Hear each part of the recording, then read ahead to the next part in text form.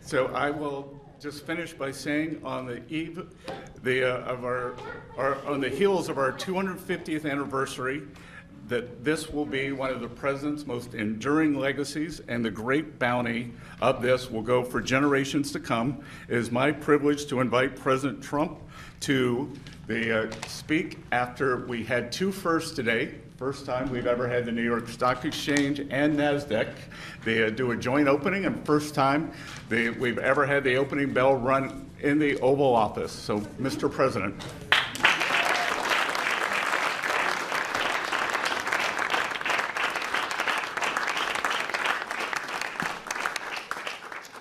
Well, this is very exciting, an amazing achievement. People, we don't know this, Michael, but people have been trying to do this for 30 years, and they were so generous. He put up, and she put up, I think she more than him, maybe. Both very much involved, but Michael and Susan put up $6.25 billion, and I'm sure if I make a phone call, they'll do it again. The job they've done is incredible in life, so we want to thank you very much. Amazing, really amazing.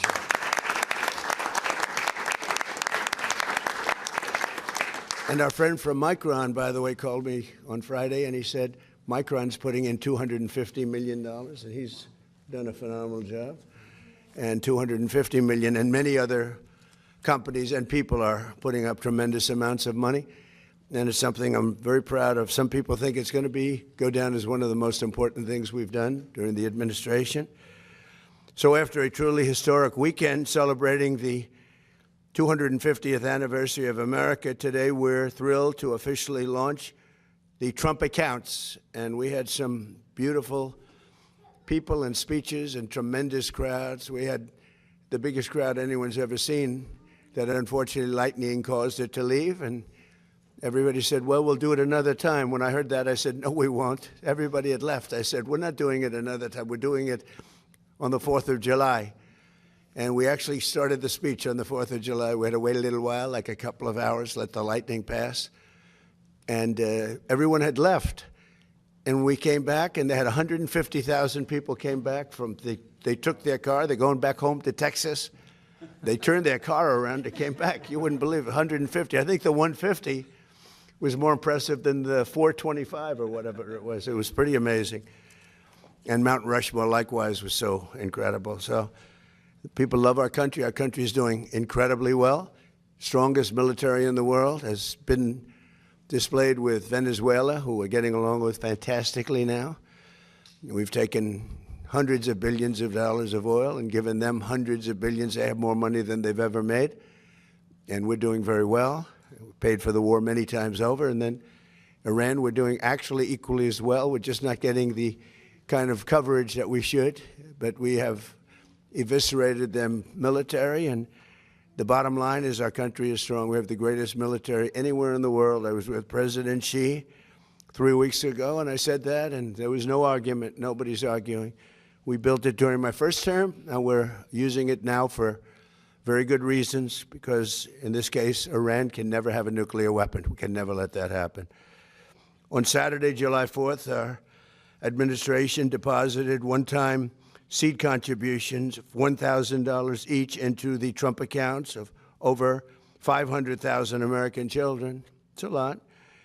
And millions more will be getting additional contributions from generous donors like, as I mentioned, Michael and Susan Dell.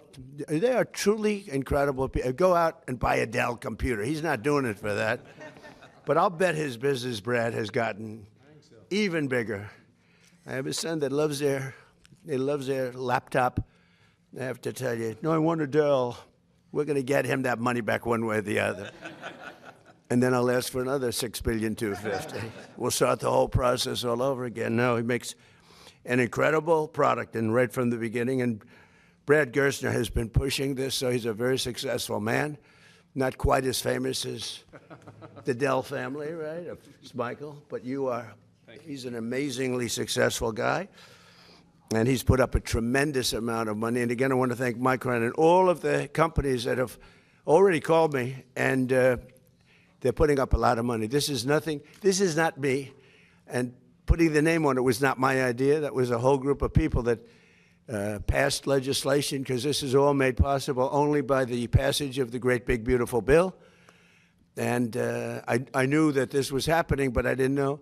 All of a sudden, I see my name on it in the bill, but I'm very proud to have my name. They think it would sell. They said, it'll sell better if your name's on. I said, look, leave it on. But I did not. I just want to know, I did not ask for it. Michael, is that a correct statement?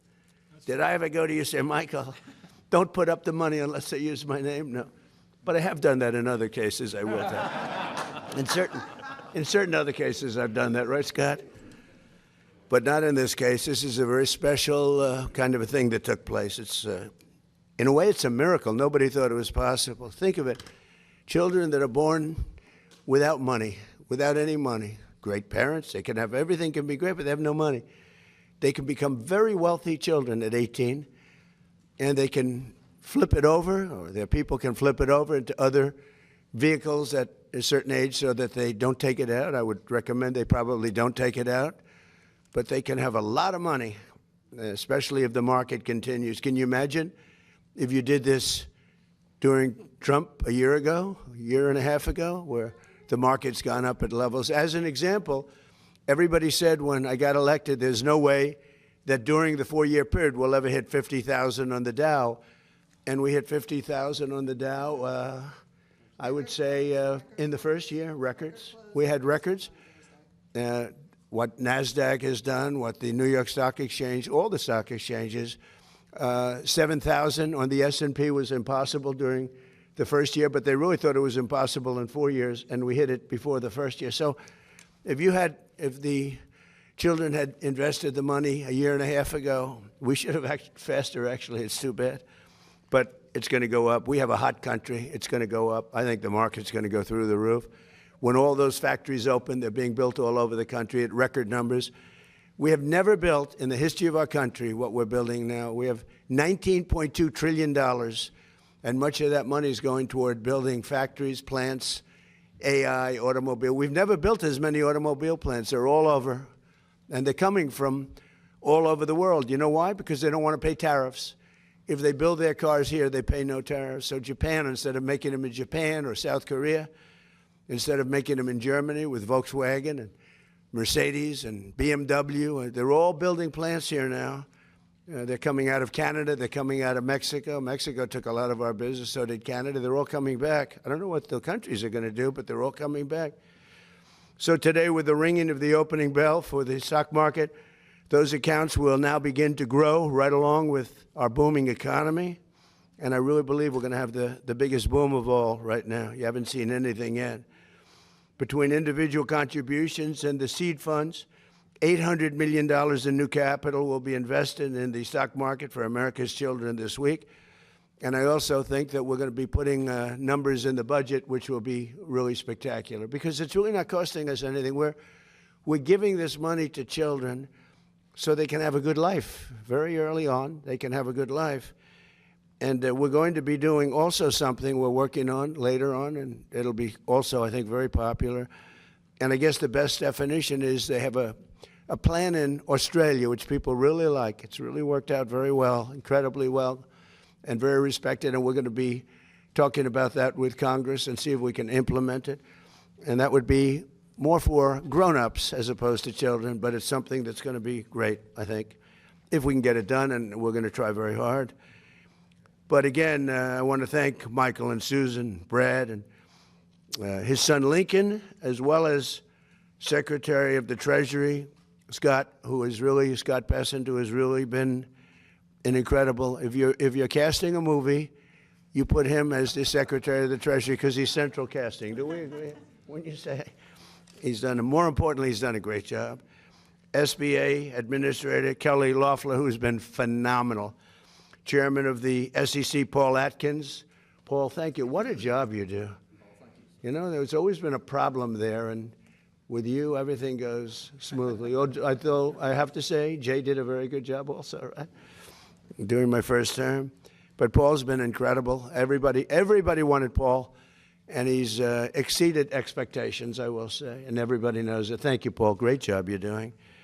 Director of the National Economic counsel, Kevin Hassett. I didn't want to lose Kevin. I said, Kevin, you're at a huge disadvantage because selfishly, for a certain other position, and we have another. We had the two Kevins, and they're both great.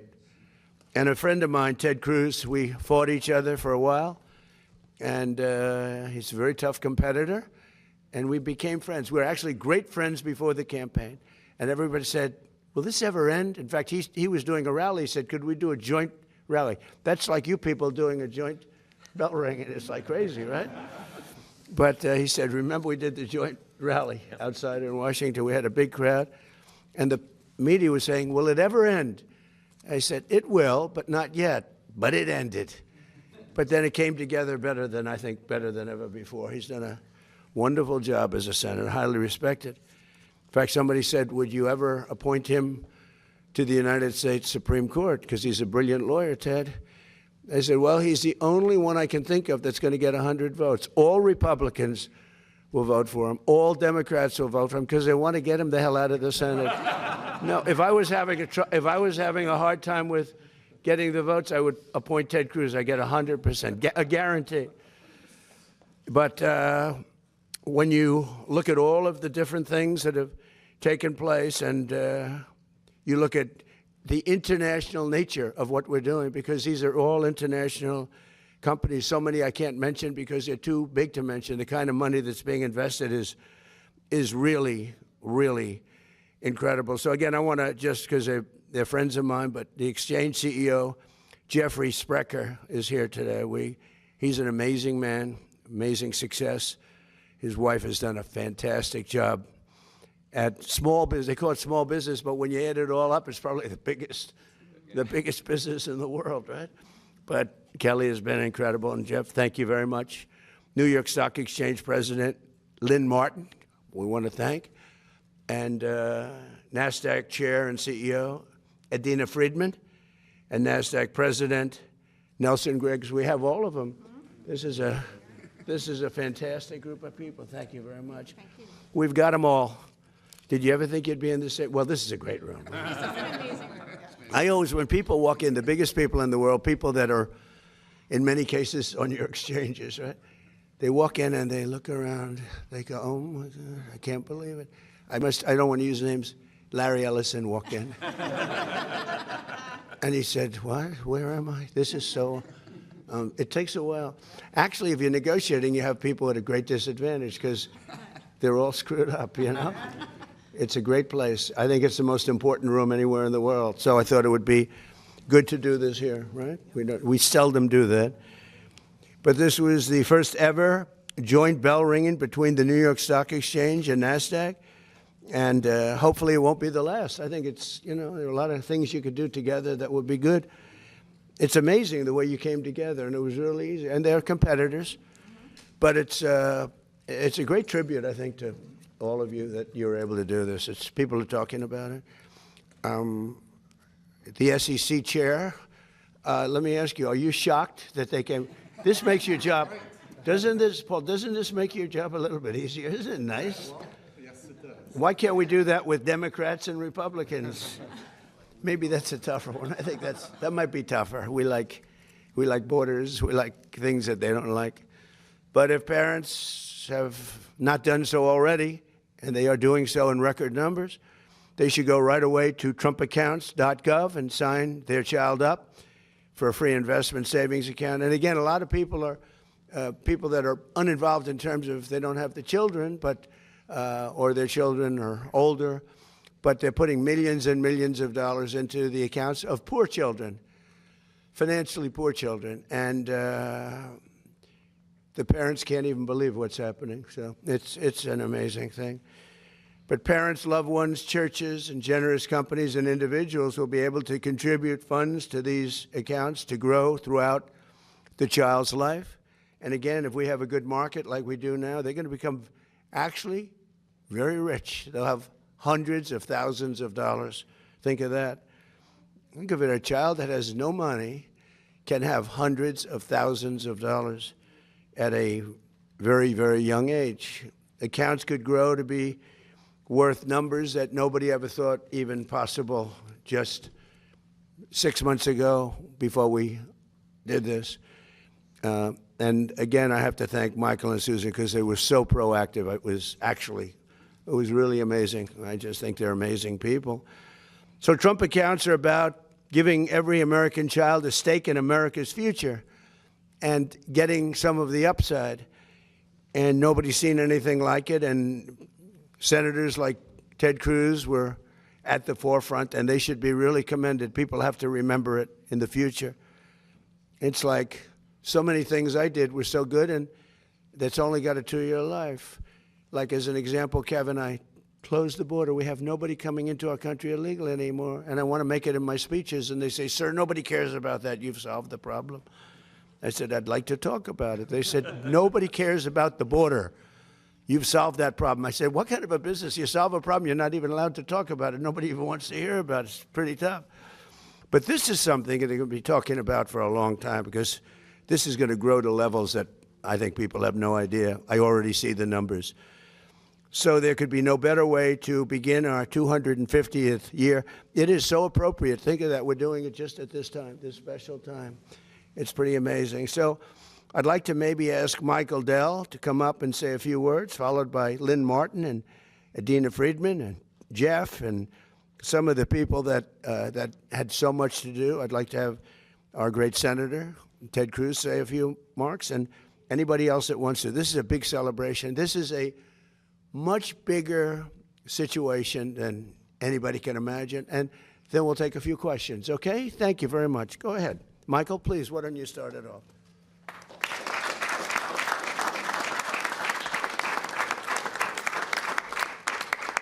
Thank you, Mr. President.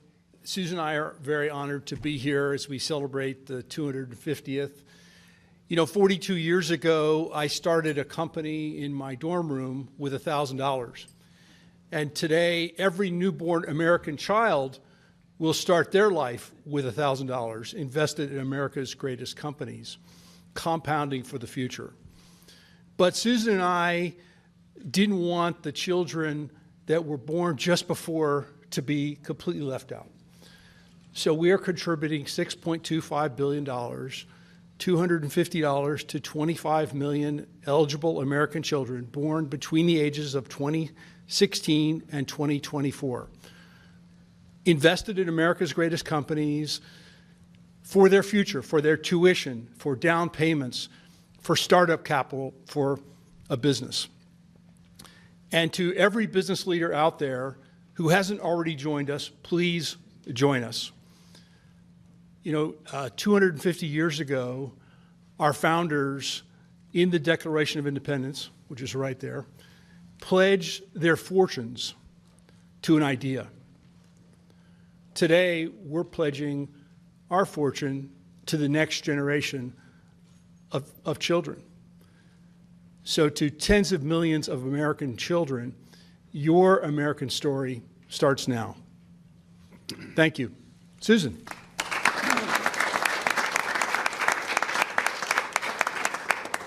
Thank you, Mr. President. I am so grateful to you for making the Invest America Act happen. You have made investing in America's children such an important initiative for our country. These accounts are a statement of belief in our nation's young people, and believing in our country's children matters enormously. The incredible leaders of our future leaders of our country are the young children that we are raising today. Investing in America's children essentially means investing in our future. It's an investment in America's ability to grow, to lead, and to compete for generations. Michael and I have believed in this idea for a long time, and seeing this become real is fantastic. A child that has a financial account in their own name is a child who has so many more opportunities and hope. And as a mother, I know that every child deserves that. So parents, claim your child's Trump account today. Years from now, your child will thank you for it.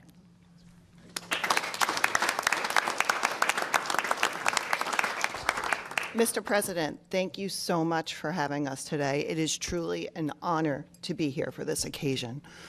For the last couple of days, we have celebrated the thing that makes this country unstoppable, and that is our freedom. And out of freedom is born the American dream. And today, under your leadership, it is the purest manifestation of that American dream. You are offering the American dream to the youngest generation to allow them to participate in the great wealth of America.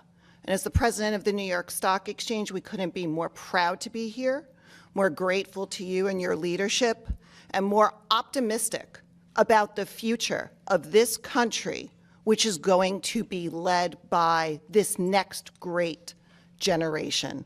We were born on the corner of Wall and Broad Street, where our first president was inaugurated. And we could not be more optimistic about this nation's future. Thank you so much.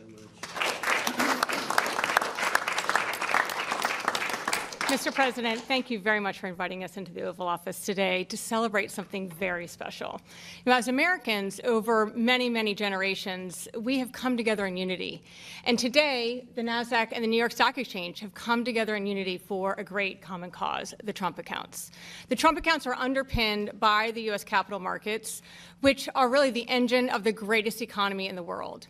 But part of that promise of the markets is to make it so every American can share in that great economy. And today, with the Trump accounts, the next generation of Americans, every American, will have the opportunity to be a part and share in this prosperity of this nation.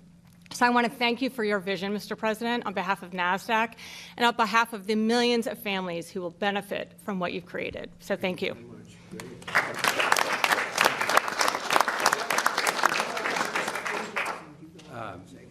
So hi, I'm Jeff Sprecher, the Chairman and CEO of the parent company, the New York Stock Exchange. One of the things that we celebrate on Wall Street, and we all in this room, we talk about Wall Street as the capital markets, and I don't think people realize that partly why Wall Street has its prominence is that our first president was sworn in on Wall Street, and the New York Stock Exchange was started to finance a brand new government and a brand new vision for a country. So it's amazing that 250 years later, this president is making that available to all Americans directly. And so it's incredibly fitting in my mind that we're here in this capital, which obviously is no longer New York, to widen the markets for everybody in the country. So thank you, Mr. President. Yeah, thank you. Mr. President, thank you for having us here. This is truly a remarkable day, remarkable setting for what has been a historic event. And at NASDAQ, every day we get to see brilliance come through the doors, companies that have created jobs, that have created an economy, and now the fact that's able to be shared for all these children is just a remarkable, remarkable feeling to be here and to look what we've created. So congratulations. Thank you. Great job. Thank you very much. It's great to be here, Mr. President. We wouldn't be here without you. It was just over a year ago that Michael and I shared with you the idea for the Invest America Act. We had been working on it for 4 years. We had tried to get it done under a prior administration. Kevin and I met in the Speaker's office some 3.5 years ago on the idea. It took this president and his entrepreneurial courage less than a minute to say, this must happen.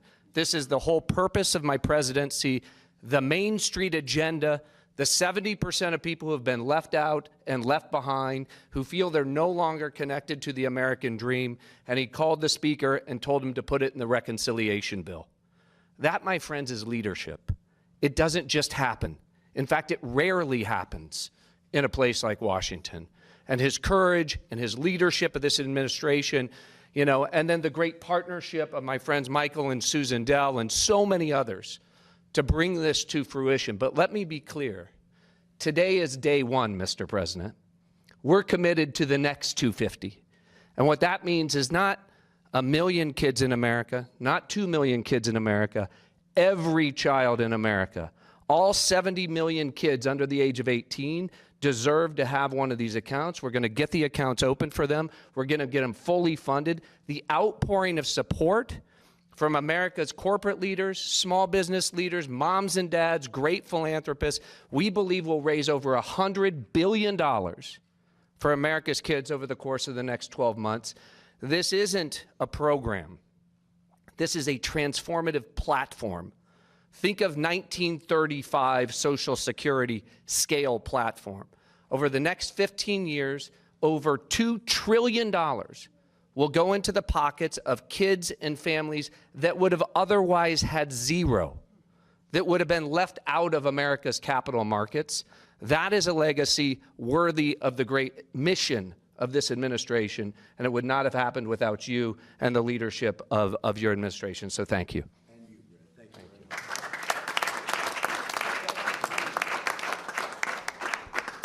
Mr. President, I want to congratulate you on your historic leadership. The document hanging on that wall just turned 250 years old, as did the nation that it created. And the bell that you just rang on the Resolute desk, I believe, heralds in that the next 250 years will be even greater than the first 250. You mean the bell that I'm not giving back? I am not giving back. I think everyone knew you were going to keep the bell. And on behalf of all Americans, thank you for getting rid of that ridiculous red card.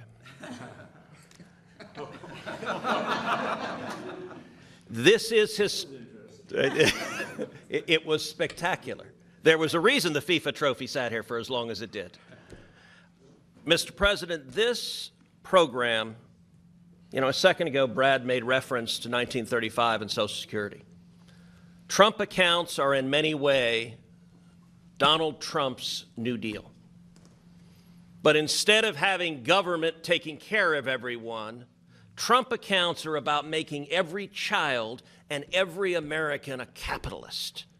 Every one of our kids is now going to be an owner of the biggest producers in our country. Kids, you guys there, each of you are getting an account. These folks here gave you $250. That's a lot of money that you have right now. And you know what? With that $250, you've purchased a little bit of a bunch of big companies. You know McDonald's? You now own a little bit of McDonald's. When you go to McDonald's, you can look around and say, I own this place. If you get on an airplane and fly, you look at a Boeing airplane, you now own a little bit of Boeing. Can you believe it? You're an owner of Boeing? That is transformational. That changes the way every child looks at the world, and the ability to accumulate life-transforming savings, hundreds of thousands, millions of dollars for the kids of single moms, that is powerful. And Mr. President, in particular, I want to thank you for your unequivocal commitment that this administration, your administration, is going to auto-enroll every child in America. All 70 million children will have accounts open for them, accounts that can then receive gifts from people like Michael and Susan and Brad. Accounts that, let me say to every parent at home, please right now go to trumpaccounts.gov. Go to trumpaccounts.gov, sign your kids up. To every employer, if you're not contributing to the accounts of the employees of your kids, do so now. Match their contribution, double their contribution. And to philanthropists, go adopt a state. Go adopt your city. Go adopt a school. Go say, the kids in my community, the kindergarten class here, we're going to help them get started. This is a moment, I believe, transformational to make sure the next 250 is even better than the first. Thank you, Mr. President.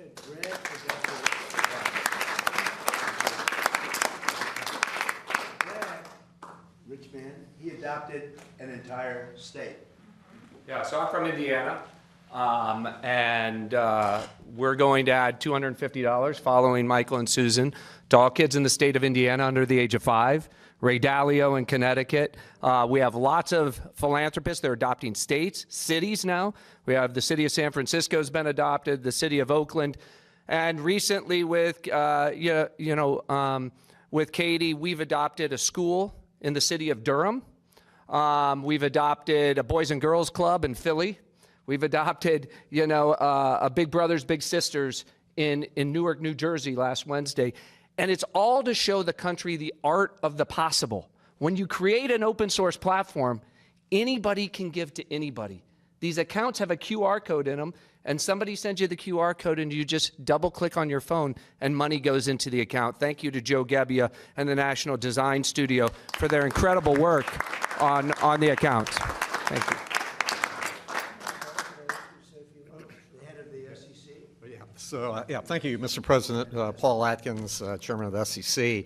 So this is an amazing day, and really I salute you and Senator and Secretary Bessent for all that you've done, to help these accounts go, and then the philanthropists who have also put money into it. But the Senator has it exactly right. We have to remember that all the folks who signed that document 250 years ago, they understood well that America was actually an investment before it was a nation. So joint stock companies were stood up in England and France and the Netherlands to establish New Amsterdam, for example, now New York, and to support the people there. So that is in our blood as a nation. And everywhere I go around the world to talk to my counterparts, finance and other regulators around the world, they always ask me, how do we replicate America's whole ethos of investment and risk-taking? Well, this is exactly how to do it. And as the Senator said so well,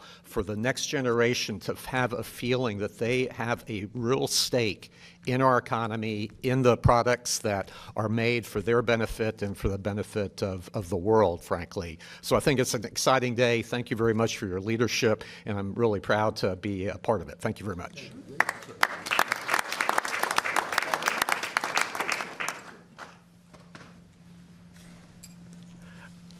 I'd just like to add a couple things. There have been so much wonderful things have been said, Mr. President, about what you're doing. This is absolutely transformational. I'd like to tip my cap to Secretary Bessent. His staff originally told him when this idea was floated that it would take a year or two. And Scott said, no, it's got to be the 4th of July. And they delivered. I'd like to thank the designers of the app, because every kid, as Scott arranged and as you were key to discuss, every kid can look at what firms they own. So it's not just going to say S&P 500. It's going to be you have a little bit of this, you have a little bit of that. And so we believe what it's going to do, sir, is connect America's youth to our vibrant economy in a way that's never been done before. So thank you very much.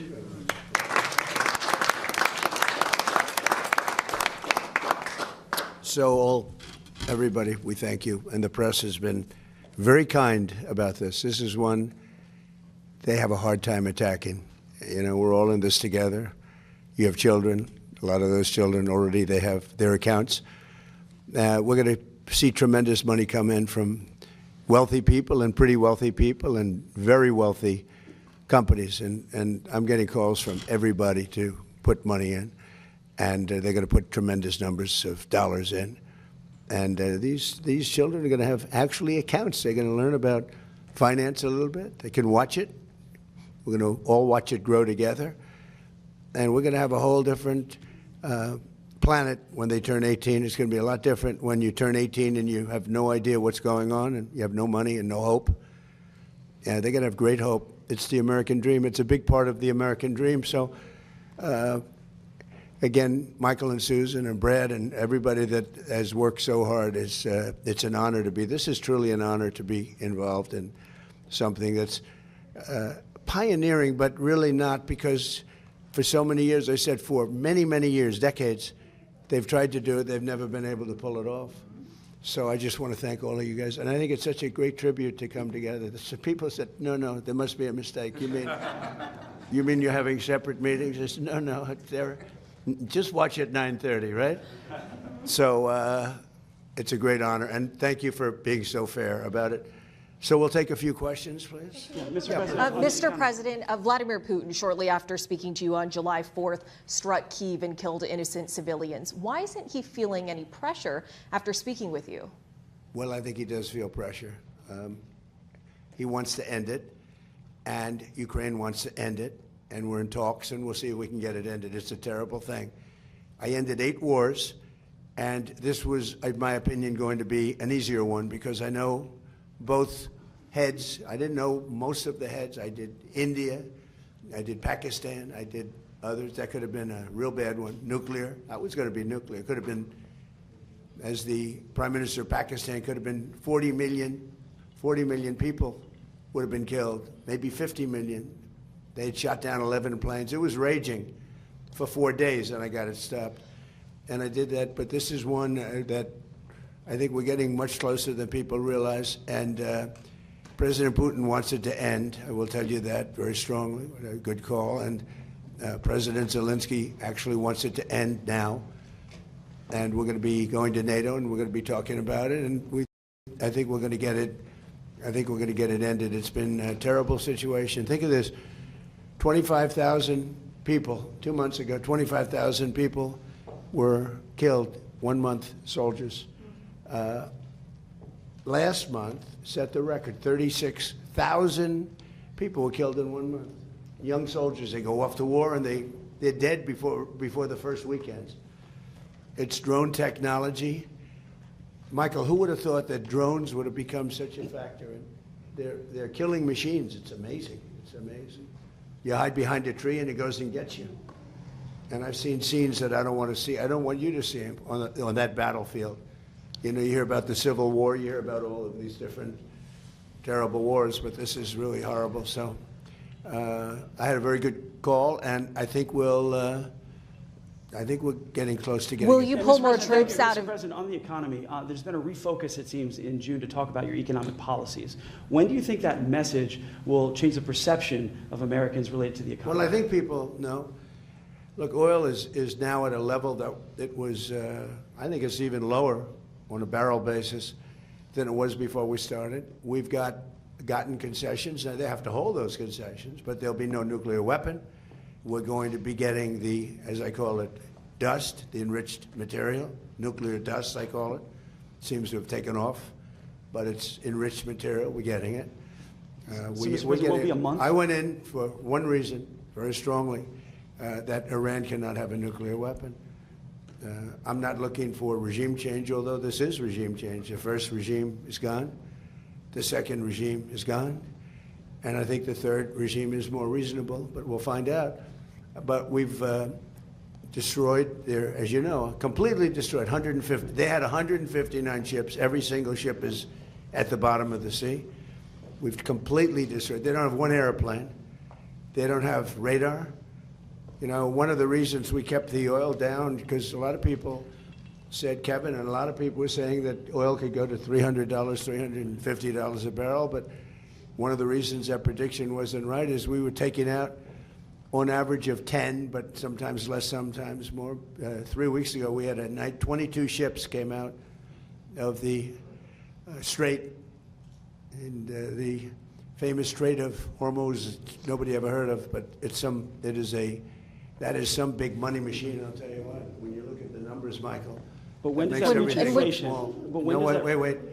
And we took out so much oil that people didn't know, and it was only took a month and a half. They finally found out they had no radar because their radar was destroyed. So we took them out late at night with no lights, no nothing.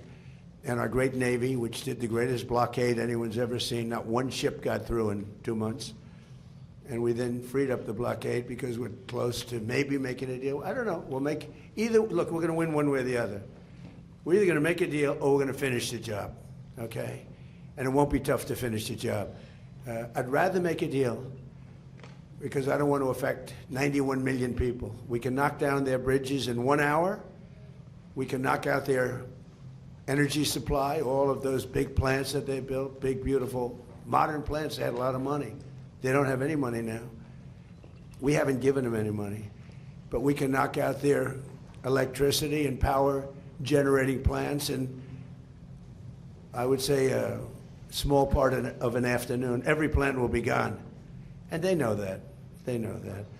Will you pull more troops out of Europe, Mr. President? Mr. President, Daniel, go ahead, please. Go ahead, please. Thank you so much. No, right behind you. Oh, yeah. You know why? He's a friendly voice. Go ahead. Well, I wanted to thank you first and foremost for the Trump accounts. My You wife see? and I had a That's what I call a report. my wife and I had It's actually a great this year, report. so he'll directly benefit from the accounts. Good. Thank you. Fast forward 18 years from now, and a lot of these kids are 18, and they can look at the Trump accounts and they see hundreds of thousands of dollars in them. What lesson do you hope they'll walk away from and think about you regarding this program? And do you think this will go down as one of, if not the signature policy achievements of your I hope so. I think it will. I really believe it's going to be one. I think we've done a lot of great things, but I think this will be one of the top. It's going to teach children to be entrepreneurial as opposed to the threat of communism that you're seeing a lot. This is not social democrats, by the way. That's a beautiful, we're social democrats, they say. They're not social, they're communists. They want to destroy our country. We're not going to let that happen. But this helps, even from the parent standpoint. You know, they see their child getting richer and richer as the market goes up. If it goes down, they don't lose anything. They make money, they have money. But if it goes up, they can become actually rich. And the parents are going to be watching, and we're all going to be watching, and we're part of a very big and very beautiful game. It's going to bring them into the mainstream. It's going to bring them into recognizing, like Michael Dell. I said, how the hell did you start this thing? What he built is incredible. Now his product is great. But as he said, he made them, I guess, laptops. He made a better laptop on his bed in a dorm than they sold in the store. So he started selling them, I guess, probably during college. I don't know where the hell you started selling them, but you sold a lot of them. And it just cascaded. And then his greatest deal was he met Susan, and she probably guided him beautifully. That was probably his most important thing. And they have great children, great everything. But, you know, it's a beautiful story. Think of it. They gave $6.25 billion. And there's a rumor he's giving more. I don't know if it's true. I'm not holding him. I mean, it's hard to say, hey, how about doubling up, right? But think of that. And started with no money. He had a great brain, which is, you know, that's better than money, I think. But, you know, it's like an amazing story. And that can happen with other people. Maybe not to that extent. Maybe there could be a few to that extent, but not to that extent. But that can happen with some of the people here, some children living in poverty. It can happen. And now they have a real chance. It's a big thing. It's a big thing. And Mr. President, was it? I wanted to ask you, can you describe your phone call with Gianni Infantino about the red card? And Belgium is appealing the decision. What's your reaction? You're asking me about the whole soccer thing? Yeah. So, yeah, I did. I spoke to Gianni, who's highly respected, who's produced the most successful World Cup in history by, they say, 4 times. This isn't just a success. I actually said, Gianni, we've got all these games. Each one is turning out to be a Super Bowl. And we have all these games. You know, when you think of it, every game is like a Super Bowl. Yes, I watched last night. What a game that was with Mexico, England. I mean, 2 countries, I don't know the players, although I think Kane is a great player. See, I played golf with him, and I like him a lot. He's a good golfer. But he's really great. But I watched, and no reason for me to watch, and you couldn't take your eyes off the game. Because I said, Johnny, you know, you have all these games, because they added games. In a country where really it's not our main sport, to put it mildly. And this has been 4 times more successful. He told me last night, the numbers are 4 times greater. They think 50 or 60 million people are going to be watching the game tonight. I mean, you know, this is getting to be Super Bowl numbers. But you have a game tonight, and they think they're projecting a minimum of 50 million people watching a game. We call it soccer. It's called football, I guess, but we can't really call it football because it gets there's a little confusion. So yeah, you call it soccer. We're the only ones that do that, but we have football, and football's great. But I've never seen anything like it. But Mr. So I saw the play, and I'm a person that loves sports and was a good athlete, and I understand sports really well, really well. And that wasn't a foul. That wasn't even an infraction. That was 2 guys running full speed that happened to crash into each other. You can't take your foot and properly place it on somebody else's foot when you're going, no, these were 2 great athletes that got tangled up, and this referee, who is a little bit suspect. If you check his past, I don't want to say that because I don't like to create controversy, but very suspect. If you'd like, I'll provide you with the past. He made a call that nobody could believe. You know, even people on the other side, they say, "Oh, we got lucky. Wow, that's." And it's very interesting. They say they don't show them in slow motion, and I never realized that. I never heard of that before. That they're not allowed to review in slow motion because it's so different. Because you'll take one little quarter of a second and you'll see that a hand is touching a neck or you see something. Whereas when you see it in fast motion, it will look like two guys collided, which is really what happened. They got sort of entangled. He didn't do anything wrong, and he's our best player or one of our best players, a very vital player. And he gave him a red card. I didn't know what that meant. I didn't think it meant much. Then I started hearing that means he can't play in the next game, at least in the next game. I said, boy, that's a big, you know, if it happened to another player, it would have been unfair, but when they take your best player, or just about, they have some great players, and they say you can't play, that's very unfair. That's, you know, it's one thing to penalize somebody for the game, but how do you penalize them for a game that hasn't been played yet? It's very unfair. You can't do that. So, yes, I asked for a review by FIFA.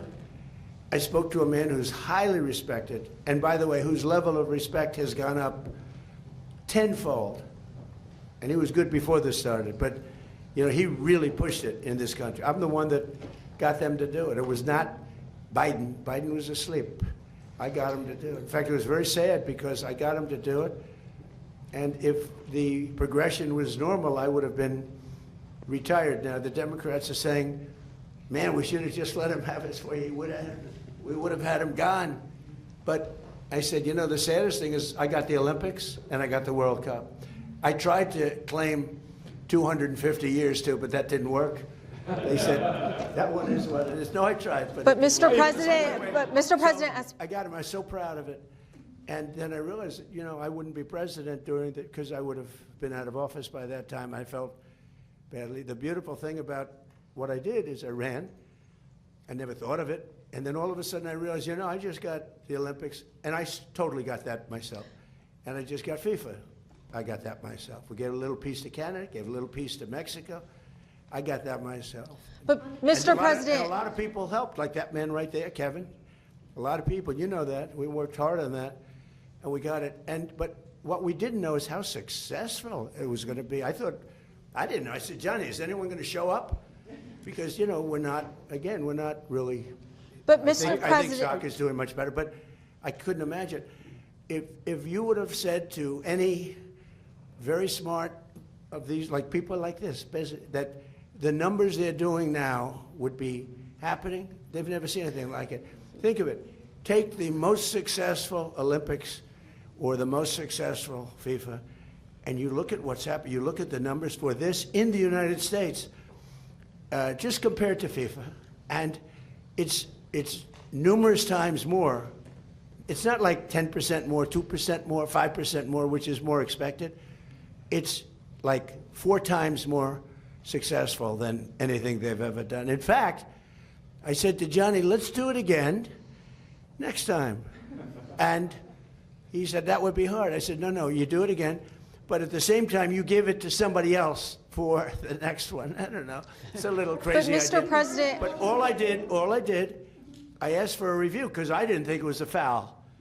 And, you know, again, I'm good at this stuff. I didn't think it was a foul.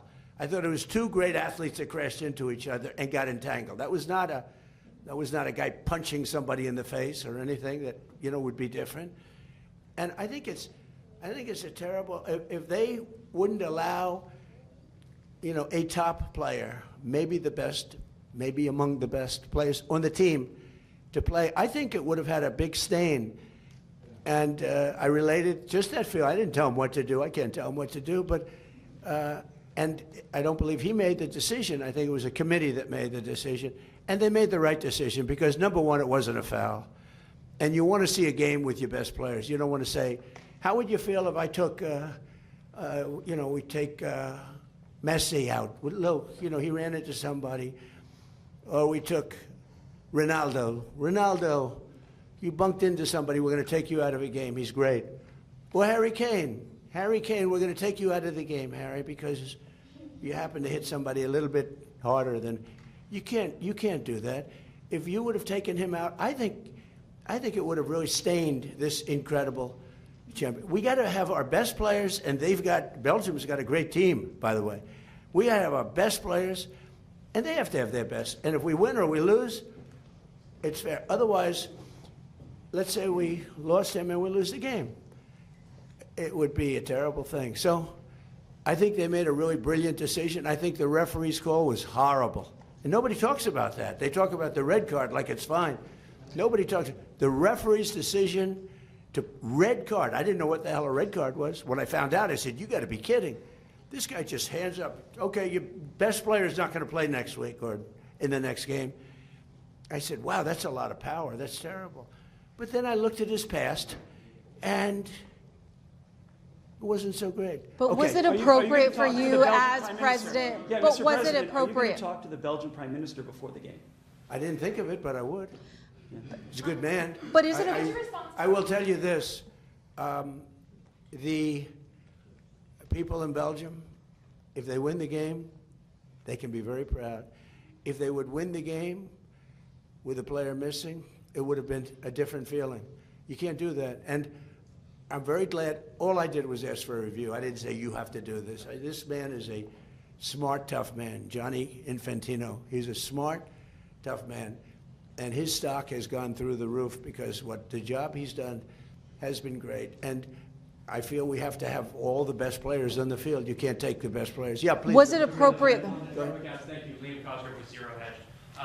What is your plan to facilitate broad adoption of these? And you mentioned, the communist issue, particularly that crowd, to get them to participate in this. Yep. Since I see Anthony Populano's here, and he's probably going to ask, is Bitcoin in any way going to be related to this in the future? Are there plans to put Bitcoin in the Trump accounts?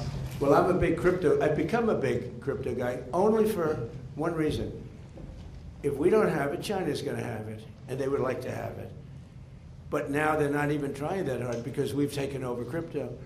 But I'm a fan. I wasn't initially. I didn't know much about it. But for some of my first term, I wasn't much involved, but I'd watch.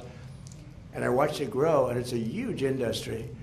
And I got involved in it a little bit for politics, because I realized that a lot of people love crypto. And even me as a businessman, I'd see a lot of money starting to come in with Bitcoin and, the different forms.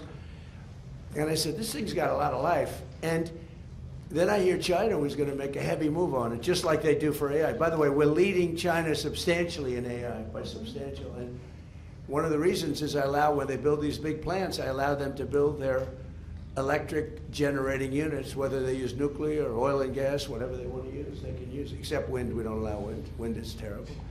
It just doesn't work. It's too expensive, no good, bad for the environment. But and they're building their own plants with some of the greatest electric producing plants that you've ever seen. I mean, they're teaching the companies that produce electricity, they're teaching them how to do a plant. So that was my decision, that was my idea, because we have an old grid. It's tired, it's old, it would take years to fix it. And now we're actually taking the excess energy that they make. We need more than double the energy. If you take all of the electric that we have now, you need more than double it to power that industry, which is so shocking. When I first heard that, I said, no, you mean like a little, I couldn't believe that, Jeff. I heard more than double. So all the electric we make for everything to power that one industry. Now, with that being said, it's a massive industry, and it's going to be for good. I mean, look, we're going to have guardrails. We have guardrails. You saw that a couple of weeks ago. We were able to stop something that we didn't like. And by the way, the company was very good. They were very good. You know that. But it can be used for tremendous good, and mostly good and some bad, and the bad we have to stop. But it's a massive industry, and I think things are going to happen. What you're seeing here with the kids, I think something could happen in that regard too, with a contribution to the people of our country. I'll give you a little inside information. Am I allowed to do that? Well, we have Paul. Am I allowed to do that? That's a little inside information. You understand? Scott, you know what I'm talking about. No, I think you're going to see a contribution made by those because they're making tremendous amounts of money.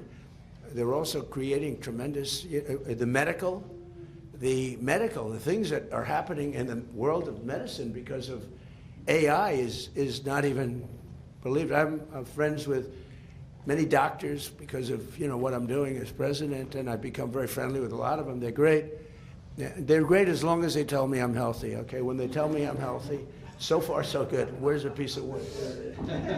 But a couple of them got together last week and they said, we can't believe the progress that's been made in disease. Things that they didn't think would happen for 10 years happen in a matter of minutes, matter of seconds.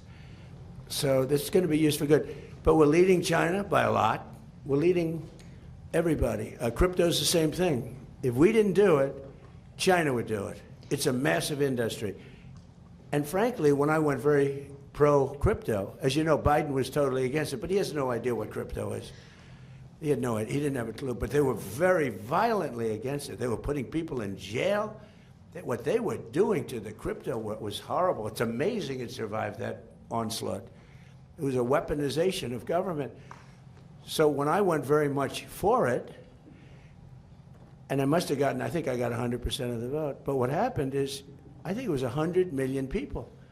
That's a big industry, and that means some pretty good things. But what happened is Biden then, after he was getting killed, he was down so much, all of a sudden they became pro-crypto.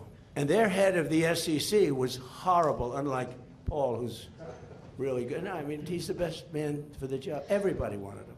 But he was horrible. What he was doing to the crypto, they were putting people in jail. Oh, you know that better than anybody. Good people, great, prestigious people. They were putting them in jail. And I said, you got to be kidding. And they were trying to destroy the industry. Okay, ready? So now I'm killing Biden. I'm winning by so much. And all of a sudden, he becomes totally pro-crypto. They dropped all investigations of everybody. They allowed people to come out of jail. And every time I see a crypto guy where they dropped an investigation, I said, you're lucky I'm president, because I don't know if you know, the Biden administration became totally pro-crypto that last couple of months, because they were getting killed. Because crypto has a tremendous audience.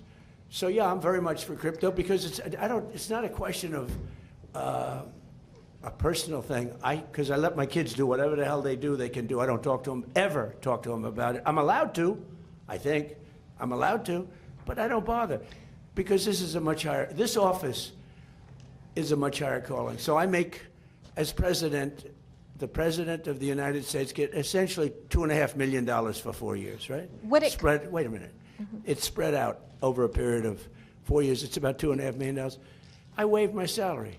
Now, I figured, because we've had other wealthy presidents. We've had Kennedy, and we've had FDR was very wealthy. Teddy Roosevelt was wealthy. And one of the wealthiest, believe it or not, was George Washington, who wasn't in the White House, but there are pictures of him surveying this ground. He's the one that sort of picked the location. I think he made a good choice. He picked a good location. But George Washington had 2 desks in his pre-White House. One was, and they were right next to each other. One was for business, and one was for the presidency. He had 2 desks in the same room. And so you're allowed to, but I choose not to. I don't talk to my kids about, this stuff. But I will say this, to me, cryptos are very powerful. A lot of people are using it. Bitcoin, they're using it at levels that I don't think anybody understands really how powerful. And if we didn't do it, China would do it in a minute. And if we let our guard down on AI, if I didn't come up with the idea for electric plants, producing plants, they become a utility. Basically, these guys producing, you might as well put them down. Paul, I think you should mark them down as utilities, because frankly, in many ways, I'm more impressed by their electric plants. And they're building them on top of the buildings, alongside of the buildings, standalones right next door. But you have to see some of the electric producing, the generating plants that they're making, nobody's ever seen, because they're brilliant people. And it's a fantastic thing. But if I didn't come up with that idea, maybe somebody else would have. I doubt it, because it's too simple. I mean, it's such a simple idea. Do you know that your friends, Michael, when I came up with that, and I told Mark Zuckerberg, I told Bezos, I told all of the people, AI, Sam, Elon, told them all, I said, no, I'm going to let you build your own plant, and I'm going to get you fast approvals. They thought I was kidding. They said, and they would submit plans without an electric plant. And I'd get calls from Lee Zeldin, who's a star, environmental, fast approvals, good approvals, but fast. And they'd call up and say, sir, these plants are not taking advantage.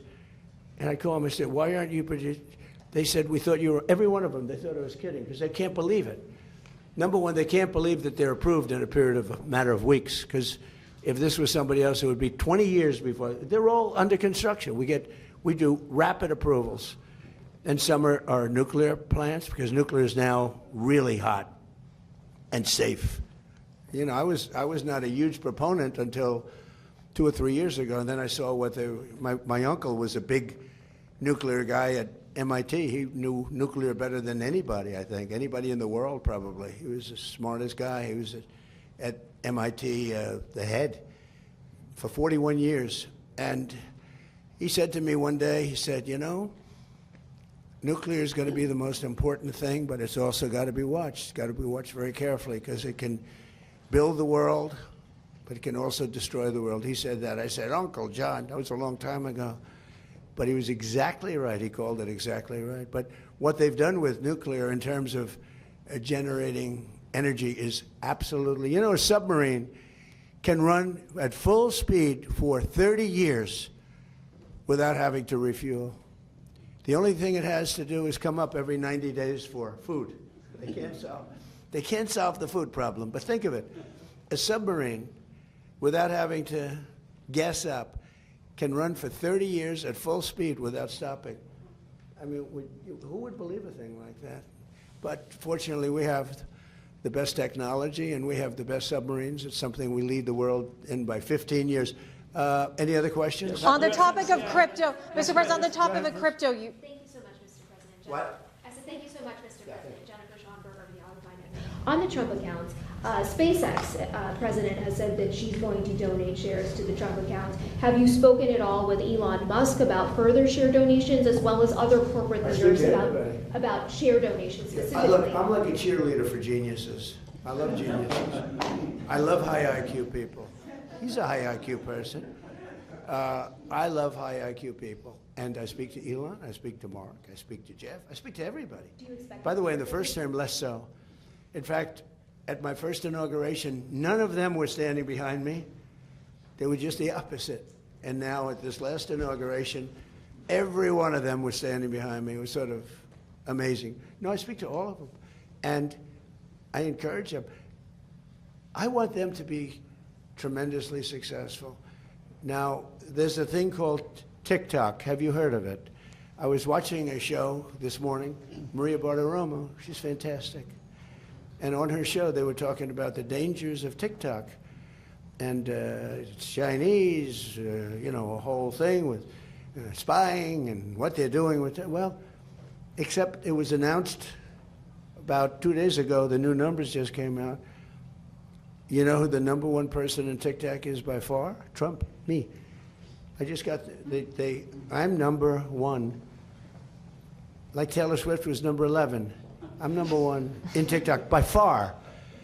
And the numbers just came out, and I said, well, I'm hearing about how they influence. They're talking about their tremendous danger because they influence, but if they influence so badly, I mean, I'm saying all things like I love our country, we got to stop communism, we got to this and that, we're doing a lot of things. But I'm by far number one. It was sent to me by, the list comes out, number one, number two. I was number one by a lot. So I guess maybe, I don't know, maybe they're bad, maybe they're not. I know one thing, great American people, tremendous business people and companies bought it. I called President Xi and everyone said he was a hard no. He was a hard no, but I said, it's a good thing for TikTok, but it's good for us too. American companies, great ones, own our TikTok, and it's very influential. But I'm number one by a lot. So, I hear this thing was on today, Gordon Chang. I like Gordon Chang, but he's always so negative. Nobody's been tougher in China than me, but Gordon Chang, and he's a nice guy. It's like the world is falling down. It's not true. It's not true. We have to be careful because China's a great competitor. But, you know, he was talking about, we must stop TikTok. I'm #1 on TikTok. I think it helped me win the election in a landslide, if you want to know the truth. Yeah, please. On crypto and your finances, Mr. President, you made... Yeah, that's a hell of, yeah. So for 50 years, we've been landing helicopters on grass. The grass is wet, soggy. The helicopters sometimes miss their little mark. You know, they send people out, Marines. I watch them do it. They march out so beautiful, great guys. They have a piece of metal that they put down. And except for the fact that these pilots are so good, they almost hit the mark all the time. But sometimes they miss. They're half the size of this desk. Think of it, you're landing a big chopper. But, you know, years ago, and they just got produced, but during my administration, they ordered brand new helicopters, the big ones, the ones for President. It's called Marine One. And our other Marine Ones are about 40 years old. They're old, like Air Force One. You know, it's time to make a change. And other presidents wouldn't do that because they think it's not good to make a change to luxury, but you got to do it. You know, other countries have them. So Sikorsky we ordered a number of Sikorskys as the helicopters back and forth. Well, they're about 2.5 times more powerful than the old ones. And when you land on the grass, it's not that the grass gets discolored, it gets ripped out. And it was all over. They landed it once, and nobody planned for this. This was a little bit of a planning mistake. So they landed the helicopter, and half of the grass was sitting in front of the Oval Office front door. The rest of it was scattered all over I mean, literally, it didn't singe it. It also singed it, by the way. But it literally lifted, because of the power.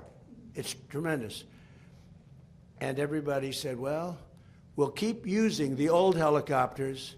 We have to land at the White House. And for everything else, we use the new helicopters. They said, that's a pretty expensive deal. You wouldn't do that for your company. You'd figure out an answer. So I said, because I have helicopters, and 3 of them. And I said, because they've been great for my business. I think they're incredible. So Sikorsky 76, right? And I always was lucky. I always got helipads. Other people don't. Very hard to get. The hardest thing to get is a helipad. Okay, there's no harder zoning thing to get is a helipad. And I had like 7 of them at different places, so I could go around by helicopter. And I said to the people, have you ever thought, these are generals, Air Force generals that are brilliant, and you know, you get used to a certain thing. They bring out the metal, but this was, now the metal didn't work because the power of these helicopters is so great it ripped up the grass, right? So I said, has anybody ever thought of a helipad? Because I build them, and they go quickly, and it solves all of the problems. So he's laughing. It's true, right? It's crazy. So it was funny. I said, has anyone ever thought of a helipad? I had like 6 generals in front of me. And they're going like, wow, that's a good idea. You know, it's like the paperclip. It was such a simple invention. Probably he says that about a laptop. To him, it's a simple thing. To other people, wow. But the paperclip. 200 years ago, a gentleman came up with the idea for a paperclip. And he made a lot of money, became very rich. Not as rich as Michael Dell, but rich.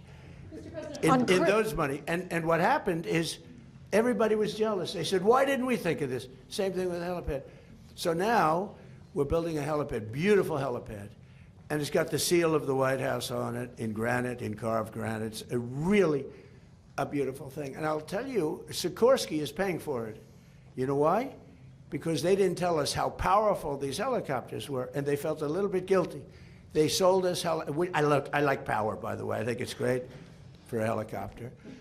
But they probably, I don't know, they felt a little guilty.